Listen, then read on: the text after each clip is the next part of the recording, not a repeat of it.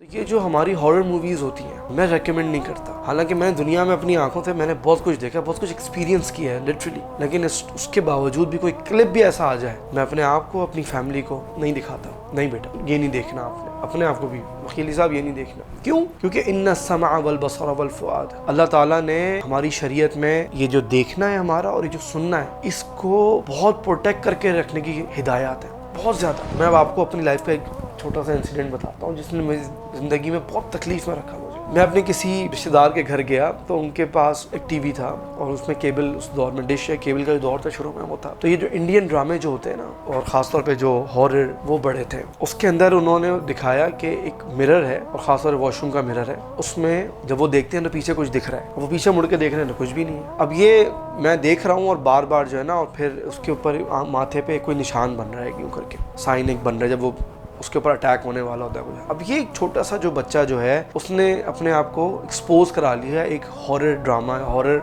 Scene से basically. अब उसके सेल्फ कॉन्शियस माइंड के अंदर ये चीज़ बैठ गई। अच्छा, उसके बाद फिर क्या हुआ, मुझे किसी ने कोई स्टोरी भी सुना दी कि आपके जो है ना फलां एक रिश्तेदार थे, वो तो वॉशरूम में गए तो उन्होंने मिरर में देखा। तो ये अब उससे क्या हो गया कि एक चीज़ मैंने देखी थी, फिर रियल टाइम स्टोरी भी मैंने सुन ली, तो मेरे माइंड में मैनिफेस्ट हो गई कि भाई ऐसा तो होता है। अब मैं वॉशरूम ही ना जाऊँ तो मैं डर लगे, मुझे मिरर में ना देखूँ मैं, कहीं ऐसा ना हो जाए वैसा ना हो जाए। शरीयत में हमारी, और अगर आप जो फ़िक़ुल क़ुलूब जब आप इसको स्टडी करते हैं ना, जो दिल के जो अहवाल हैं या दिल के जो मामला हैं, उसके अंदर 3-4 चीज़ों को बहुत ज़्यादा कंट्रोल में रखने की बात की गई है। जैसे आप एक्सट्रीम फियर में नहीं जा सकते। अल्लाह ताला कहते हैं ला तख़ाफ़ून व ख़ाफ़ूनी, तुम उनसे मत डरो, मुझसे डरो। एक्सट्रीम फियर्स में नहीं जा सकते, कंट्रोल निकल जाएगा। और ऐसा खुश होना और ऐसा जश्न मनाना कि जिसमें आप अपना कंट्रोल छोड़ दें, होश व हवास आपके बेकाबू हो जाए, खुला शिकार है आपके ऊपर किए जा सकते हैं। और लोग होते हैं इसी तरीके से एक्सट्रीम गम के अंदर है, गमगीन डिप्रेशन के अंदर है कि आपको अपने होश हवास ही नहीं है। ऐसे में भी आपको शैतान आराम से हाईजैक करके आपकी ज़िंदगी